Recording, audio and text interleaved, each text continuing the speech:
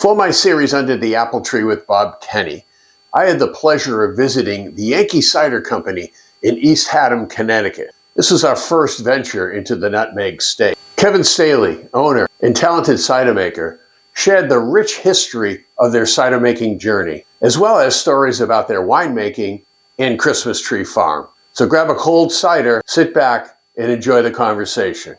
Cheers. Thanks for joining us again for another session of Under the Apple Tree with Bob Kenney. Today we make our first foray into the state of Connecticut, and we're at the Yankee Cider Company with owner Kevin Staley. Kevin, I want to thank you for opening the doors. Of course. Spending Cheers. time with us. Cheers. Enjoy. Oh boy, that is good.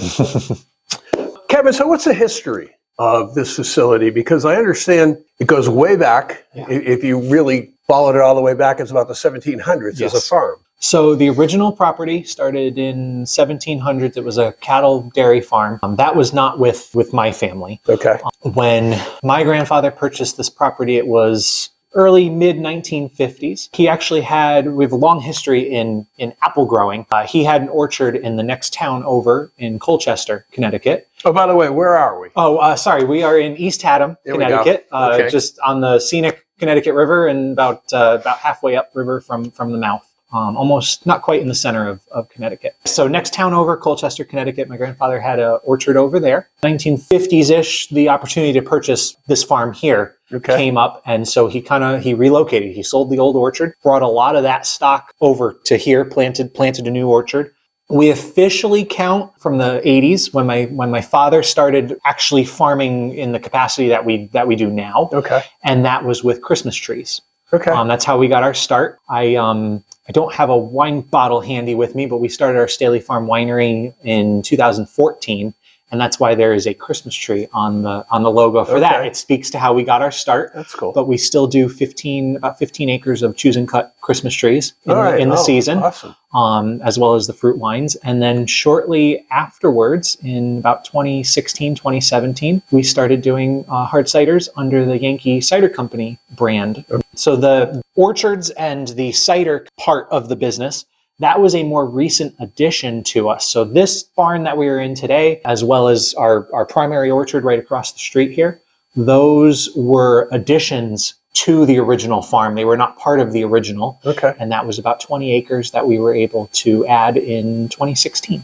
Okay. Yeah. You have the cider apples, and then you have you pick apples, right? Yes. Yep. Two completely different, more or less? Two kind of different apples. We were variety classifications, if you will. As I mentioned, my grandfather, when he planted that original orchard, mostly those were what you would consider dessert culinary apples. Okay. The layout of that orchard was much more conventional for the time period, more traditional, what we would consider traditional now. So the spacing on those trees is quite far compared to what the modern methods are. Okay. So we don't use that orchard for pick your own. That is strictly for the cider, but it's a blend of older heritage cider varieties as well as culinary varieties. When we were able to purchase this piece, the 4 acres on the side of the road across from our barn, that was an open field. So so my dad and I got to start from scratch, and we're able to lay out everything the way we wanted to. Awesome. And so we actually did a multiple hybrid method with that orchard. It is planted so that every row is a different variety of apples. And then from the gateway where you enter, those are all culinary, you pick your own apples at the front. And then as you work your way towards the back, further away, those are more cider specific. Apple. Yes. Okay, yep. Right. So wine, for example, Wine Saps, Northern Spies, kind of more of those in the back. Honeycrisp, Macallan, all those in the front. But it's also a hybrid in the sense that it's semi-dwarf stock over there, but we also have 1 acre that is high density, which is a newer growing technique. We actually learned that from Holmberg Orchards over in Gales Ferry in Connecticut here. Had a little adventure over there, saw what they did, and came back and wanted to replicate that. So our Northern Spy, and then a few of our very old heritage varieties like Ashmead's Kernel, and those are all on high density stock in the corner of the orchard. Yeah. Now, your background, I know you went to school out in the Pacific Northwest. I did. Did you get indoctrinated to the cider world out there? I did. So I went to the University of Puget Sound, which is in Tacoma. I got spoiled on good cider out there, being in apple country. I have a lot of friends that are down in Oregon in the Hood River area. Once I was legal age, we that was our drink, of course, right? That was our drink of choice, was the hard cider. This was, I would say, probably 2012, 14-ish. At that point in time, there actually were no New England style hard ciders being produced on the East Coast in any capacity. And let me stop you there. What is the New England style? The New England style tends to be a much drier, so not sweet. It's fermented to completion. Typically, traditionally, it will have other adjuncts in it, additives such as raisins, orange peel. That sometimes it's made with brown sugar. There's other stuff in there. That is generally what's considered a traditional New England style hard cider. But it is the drier. It is much drier side. Yes. Okay. Cool. That is kind of the standby, is that it's dry and fermented to completion. I got spoiled with that kind of stuff, and single variety ciders too, much more prominent out there on the West Coast than on the East Coast at that time. As I had mentioned, we started with the wines first. Sure. We were not doing grape wine, we were doing fruit wine. And what we launched with was 3 apple wines. We did a dry, a semi-sweet, and a sweet. In the tasting room for those, which is it's a separate location from our facility here, still open. Everybody, I was working behind the bar the first few years, getting things off the ground, and the feedback was, "Oh, this is so tasty. What kind of cider is this?" And I said, "Well, it's not cider, it's apple wine, which is distinct. It is different. Apple wines tend to be higher ABV. They're traditionally not carbonated." And so with all of that feedback and near constant feedback, I said, why fight it? And so that's how we got our first steps transitioning from the fruit wines, from the apple wine, into the hard ciders that we do today. Our flagship cider that we launched, I believe it was in 2016, was this one, the New England Dry, classic New England style, like we mentioned, fermented to completion, almost like an apple champagne. I won't say that it bombed, but it did not go over as spectacularly as I was hoping for, and that I expected it to. Because coming from the West Coast, that would have been right to the customer palate.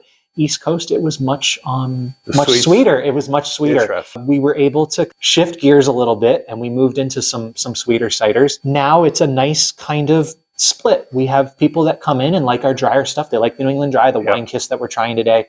We do a few drier ones, but we do some sweet ones too, because everybody's different. Everybody's different. Everybody likes what they like, and that's why we like to have 12 on draft here, because that way you get lots of variety, lots of good stuff to try. So one of your slogans I read was from blossom to bottle. Yes. So you grow it, pick it, you crush it here? Yes, sir. Okay. And bottle it here? Yes.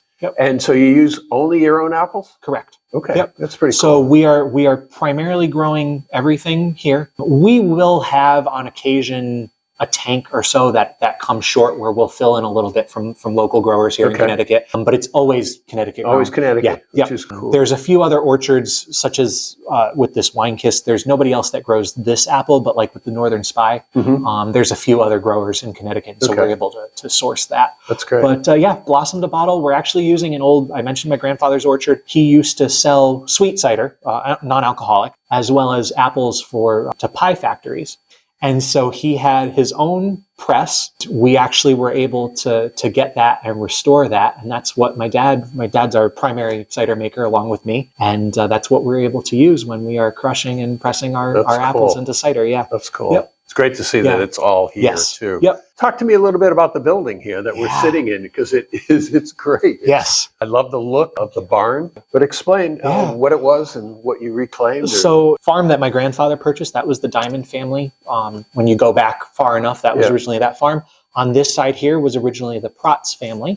We actually had, I'll call it the privilege, to purchase this from Lillian Protz originally. She had been a great steward of this farmland and this barn in particular. And she had called my family and asked us if we were interested, knowing that we were abutting property owners. She had called and asked if we were interested. At the time, we had just started producing cider, but we weren't sure where we were going with it. And there's a stone wall. I hopped the wall and kind of went through the field and came over here, and I slid those doors back, and I looked in here and I go, oh, we can do something with this for sure. Really cool. She took very good care of the barn. It's original. It's about early 1900s. We're not sure exactly when. almost no lean to it, which is very atypical of what you find in this area at this for that age bracket. Yep, yeah. Almost no lean. They had. I don't know if the camera can pick it up, but you can see there's a new pour floor here. And this side was actually a garage that they had passed there. They had put in garage doors, and they used this as a mechanics workshop. On this side, that was we figure in the 50s or 60s. Previous to that, it was a cow barn. And these were actually full walls that we took out, and it had a little drop down for the feed trough and everything for the cows. Nice job repurposing it. Yep, we were able to repurpose it and build our bar. The barn board on the bar there is all reclaimed from another barn that went down on the property in Hurricane Gloria. My grandfather had stickered that wood and kept it for safekeeping, and we finally figured out a use for it. Yeah. Awesome. How many acres do you have now that you're growing apples for apples, it's about 14 acres. In total, we're at about 80 between the two sides of the property. Okay. So not all in one crop. As I mentioned, we've got the Christmas trees, and we also don't just do apples. Got a blueberry cider, we have a raspberry cider, cherries. So those are all coming. Those are all coming from here as well. Yeah. Oh. There's probably another acre or two of raspberries, another of blueberries, and then another orchard on that side where it's peaches, plums, cherries, and all that kind of stuff. Okay. Yeah. So we grow all the fruit for all of our ciders. Okay. Wonderful. Are you sold at retail, or is it only coming out of here? Yes and no. We don't have any retail bottle distribution at the moment. Okay. We are on tap at a few other breweries. Connecticut does allow that interchange. Okay. Not every state does, but Connecticut's flexible enough that there are a few breweries up and down throughout the state that have us on draft. Okay. But with Connecticut, we are allowed to do farmers markets. Okay. And so that is something that we do a lot of, that we bring our bottles to. Yep. Thankfully, we're actually allowed to sample at farmers markets too. Yeah. So we typically bring one wine and one cider every week, a different one every week. And so if you find us at any of those, it's on our website. We have the list of each year's farmers markets. It's a lot of fun. So in that way, we do retail distribution. Do any club? Cider club? Is that allowed in the state? It is allowed. Okay. It was something that we had done previous to COVID, but that we did not bring back after COVID. The logistics were just. But we do sell. We have a partnership with Vino Shipper, so we do sell and ship to, I think it's 35 or 40 states. Throughout the country. Yep. See you on your website. Order on our website, or if they go on Vino Shipper, they can look up our ciders and order them to their house. So I see the draft handles. It's something like 12 draft lines. Yes. Yep. That are cider. Yes. And then wine draft lines as well, right? Not on draft, by the bottle. By the bottle. Yep. Okay. Yep. Did I see slushy? No, not quite. Okay. We have 2 seasonal drinks that we typically do. We have a summer sangria that we will typically run. It's a limited time throughout the summer. It's usually Memorial Day to 4th of July, a little bit after that. It's a mixed drink in the sense that it uses our wine and cider with some kind of fruit base. Mm-hmm. Our most popular is our apple pie sangria that we do in the fall. Okay. That is a fall exclusive original recipe. Connecticut makes us modify it a little bit, but original recipe is cinnamon whiskey, caramel vodka, fresh non-alcoholic cider, as well as hard cider in it. It's a very tasty drink. Yeah. The recipe for that is on our website. Okay. But our hallmark that we do in the summer is our cider floats. So we do almost like a root beer float, but with hard cider. So it's 2 scoops of vanilla ice cream, 20 ounces of hard cider, and you can get that with any combination. The 12 draft lines rotate every few weeks. It's probably every 3 to 4 weeks. And so when we start doing floats in the summer, we try to put a lot of the flavors on that go with that. So orange creamsicle was a new one for us last year. Okay. And that was very popular in the floats. Sure. We have a chocolate raspberry, so that was very popular. Peanut butter, those. Okay. Again, little sweeter ciders than the more traditional. So over the course of 12 months, how many different styles of cider will you make? Counting what we barrel age, which is pretty numerous, I would say we're in the area of about 30 different. Yes. Wow. So I have with us here more of our standard production. Mm-hmm. They get a special unique label. It has a little historical icon on it and a little story on the side. Okay. But those other ones, they get a limited edition label, and they're only available for a seasonal. Okay. And somebody coming in here obviously can buy these to go. Yes. Then it's growlers. Yes, we do growler fills. We can do growlers and bottles to go, and beverage pours or tasting flights for here. Yep. Flights as well. Yeah, that's great. Going to your particular ciders, who's the decision maker on what you make? That's a loaded question. It comes down to a number of factors. My father and I are always working on formulation together. There's a certain direction that we're trying to go. It's a very historical brand. I tend to be a little bit of a history nerd. So we always try to have some kind of grounding in where cider has come from when we're doing a flavor. That said, like I mentioned, orange creamsicle. Yeah. That was a huge departure. It's the first time that we've ever done something quite as, I'll call it exotic. Does your father buy into that, or was that a little bit? He's the driver. Okay. Oh, really? He's the driver. Great for him. Yep. So that's why I said that was a loaded question. Yeah. The orange creamsicle was a bone of contention. It sold so well that I definitely got put in my place and have to recognize my father's wisdom. Yeah. Yeah. So we do fun stuff like that, but I like to travel around. I do borrow flavors from other cideries, but I like to do stuff that is far from us. Okay. Not anything that's done in the immediate area. Another cidery that I have high regard for and that I hope you get the chance to visit is Hardscrabble over in New York. They do some great stuff. Okay. And they know this, so this is no secret. Yeah. But we do a beet cider, which was inspired by the beet cider that they do. It's actually made with beets. And if you like beets, I like beets. Okay. So that was one where it was the other way. My father kind of fought me on that, and I said, "No, you've got to try this. This is good." Okay. And sure enough, he relented. But we're always trying to come up with different stuff. With 12 draft lines, I'm assuming this becomes a little bit of a pilot to see what the consumer says. Exactly. So we have 5 draft lines that are constant. So those are our mainstays. It's the New England Dry, the Blueberry, the Raspberry, the Cherry, and the Honeycrisp. Those are on. The other 7 lines get rotated in and out. And it does allow us a little bit of a chance to experiment. Sure.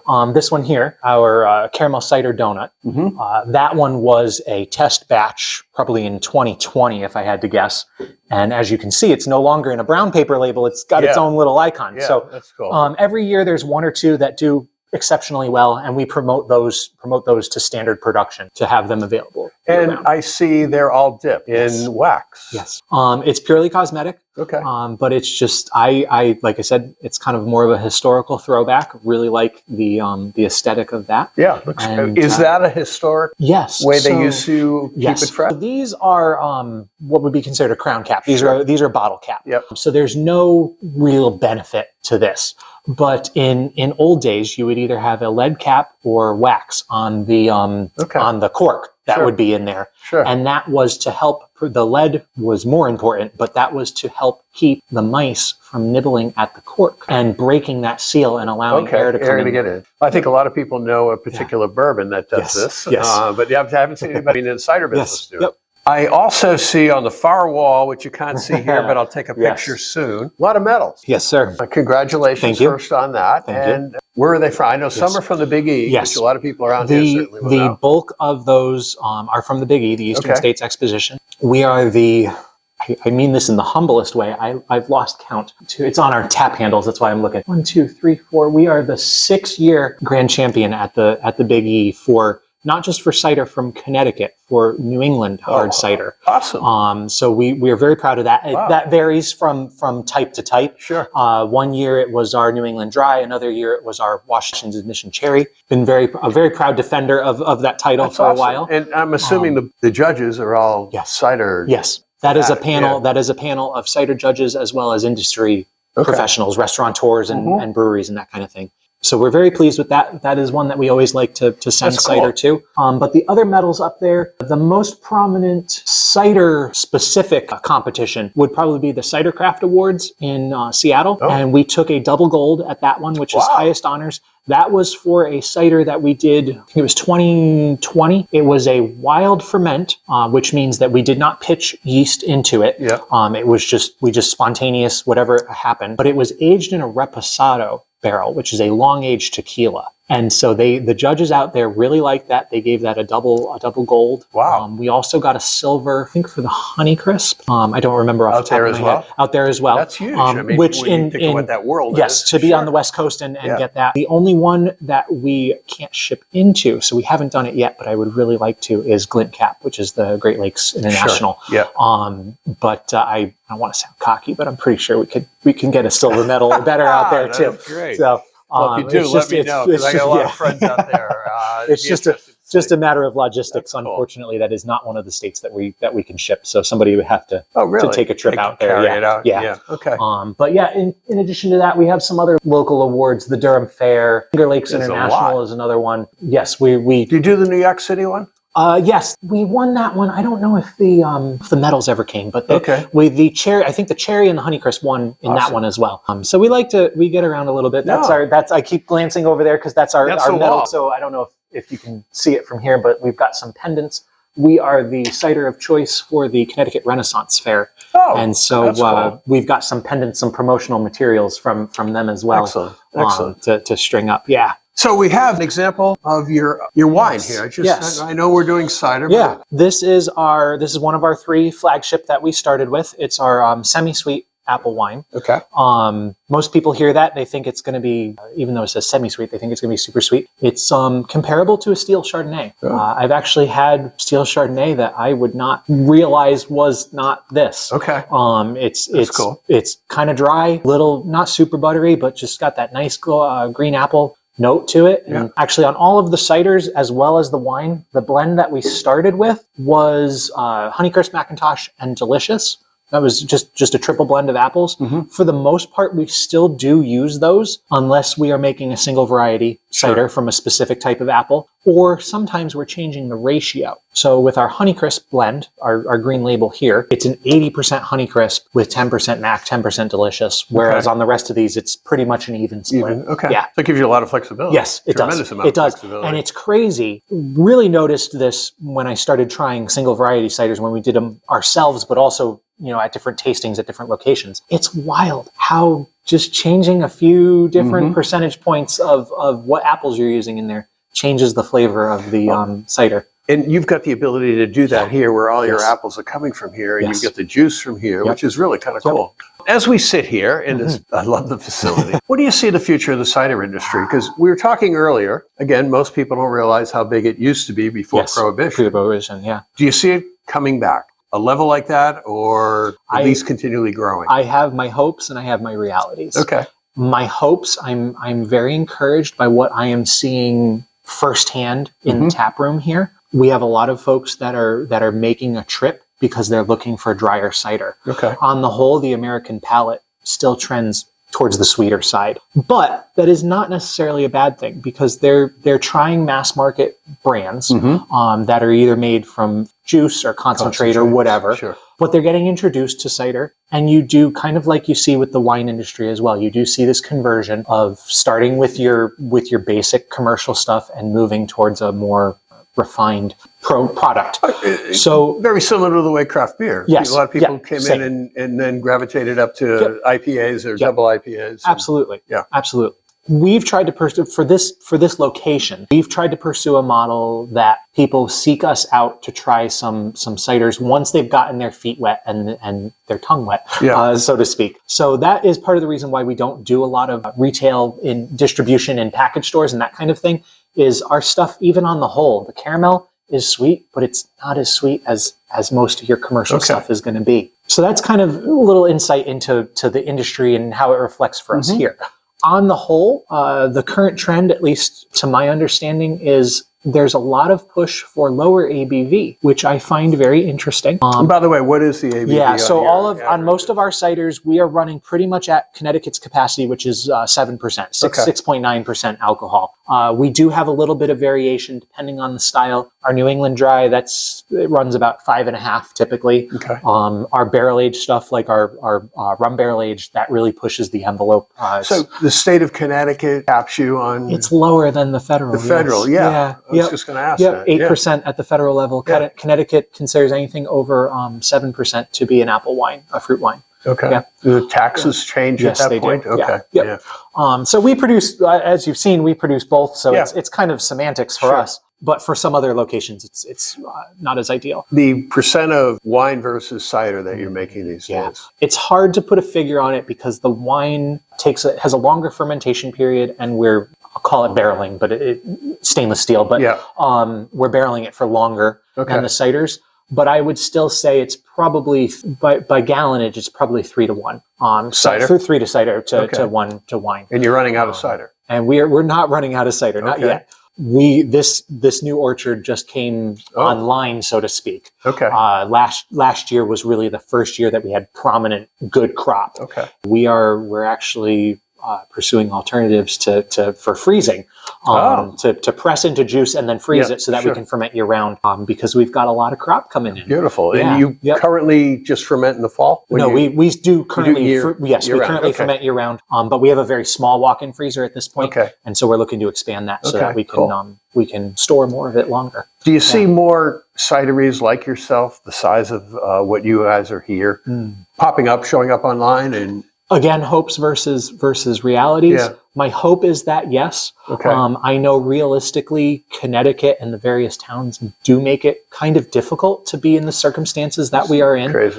But it is a struggle. It's an ongoing struggle. Mm-hmm. So that's my hope. It's a great way. What the method that we're pursuing.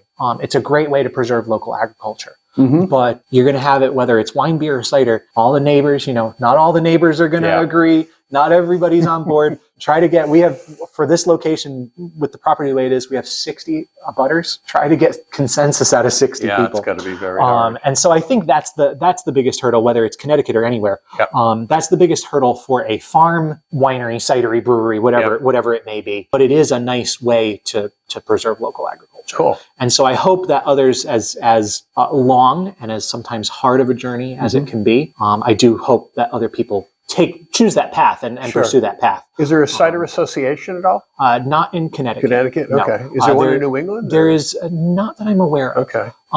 There is a national association. Sure. And they do provide support. Yep. You go to CiderCon? I did go to CiderCon. Okay. I was just just a few months ago. And we're very much looking forward. Next year it's going to be in Providence. Yeah, that's cool. Yep. So we're looking forward to having a nice big showing there next year and showcasing all of New England. So does one style predominate as opposed to any other right now? And I know we talked about people going from sweet to dry and they're eventually getting there. Yep. But right now, is there one particular style that you see that people are coming in seeking out? So your styles come down to a few different categories. Mm-hmm. You have just your plain apple, whether it's dry or sweet. You have your fruit adjuncts, whether it be co-ferment or added post-ferm or whatever. You have your barrel-aged, and then I'll add like botanical tea, spice, whatever you want to call that.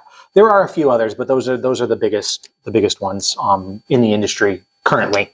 The fruit, by far and away, for our location here. I think part of that is that we do it well, that because we have all the fruit on premises and we grow it ourselves. We're not using flavorings or extracts or anything like that. And it's not super sweet either, but that's what I was going to say. So they run sweeter, and as we've said, the American palate tends towards that. Certainly in this area, it tends towards that. So I think that's the appeal of it. Our blueberry and our Honeycrisp are neck and neck as best sellers. They jockey for position all the time. Okay. The Honeycrisp being just apple, the blueberry being a co-ferment with blueberries, and but all of my fruit ones at any given time. I think even right now in the dead of winter, there's 5 or 6 fruit ciders on draft. Cool. Those are what people seem to be seeking, and that's what they like. What about the power of gluten-free? Yes. Much less of a trend on the East Coast than it is on the West. Okay. It is still, at least in my experience, still very much a driver though. Okay.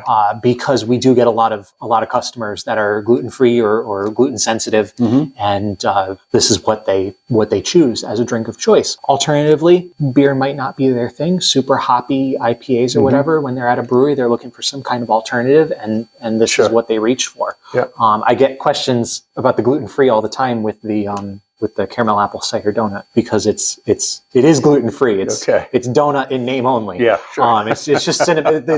It's cinnamon and caramel. That's the donut part of it. Yeah, I get it often enough that I do recognize it's a prevailing. That is part of how I got introduced into ciders. Was a friend of mine out in college. She had celiac, and so that was everything was off limits basically, and so that was her drink of choice was hard cider. Awesome. Yep. If a family came to the cider barn here, is it family friendly? Yes. We, coming from a background with the Christmas trees, that has always been something that we try to maintain. It is, being that it's alcohol, it's a little bit of a harder balancing act to take care of.